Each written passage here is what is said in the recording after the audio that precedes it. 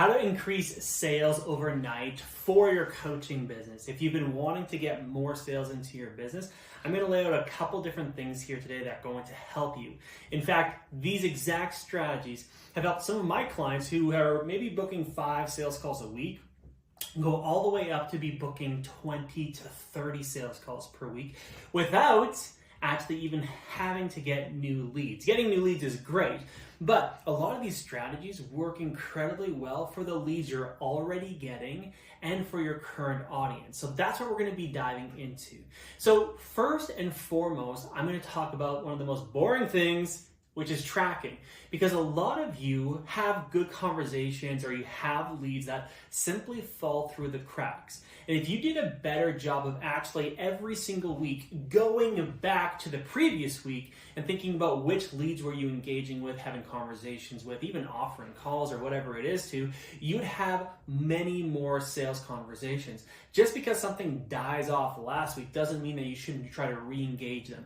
I find a lot of people need multiple touch points to become a client of yours. So do a better job of tracking the leads that you're working with, and every single week thinking about the week or two even previously to think about who was actually interested but just hasn't bought yet. Okay, so that's the first thing that you can do. Now, the second thing you can do is what we call a re-offer strategy. A lot of you have had sales calls or opportunities with different people. However, they have not bought yet. If you actually circle back to them a week or two after they thought about buying from you but didn't, with maybe a bit of a customized offer, something that you can kind of just shift or tweak in your offer slightly to make it a bit more compelling, you actually can get a good percentage of those people back into your clientele list. So make sure that not only are you tracking and looking at which leads are not kind of like in the system that were in the system a week ago, but also the people that you have had sales calls with, make sure that you're checking in on them. Now, the other two things that you can do right off the bat this week to get more sales is number one, what we call long-term nurturing, and then number two, what we call pre-call nurturing. Okay, these are two different systems, but they're both important. And in fact, you should probably be doing them daily in your business. The first one, long-term nurture, is understanding that there are some people who don't buy from you, the re-offer doesn't work, but they're still in your system long-term. And so you want to make sure you have checkpoints with these people because long-term leads can often fall through the cracks.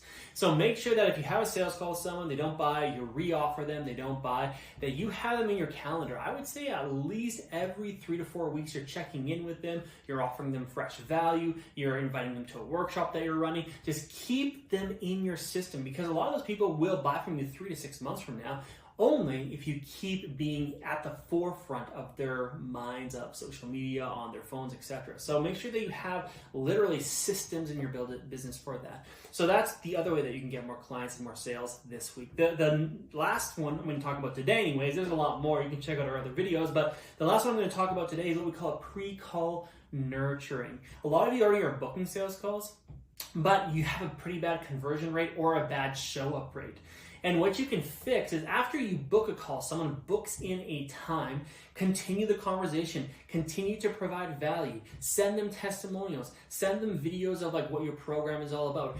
Keep warming them up. A lot of you are letting leads who are quite interested either no show and ghost you because of this, or they'll show up on the call and they have all these objections that you could have handled before the call if you actually did a better job of nurturing them after they booked a call, but before you actually had a sales call with them. So if you focus on these 4 different areas that I gave you today, I can guarantee you that at the end of the day, you are going to be having more activity in your business, more leads coming in, and then more calls and more clients. So go try that out today and let me know if you have any questions.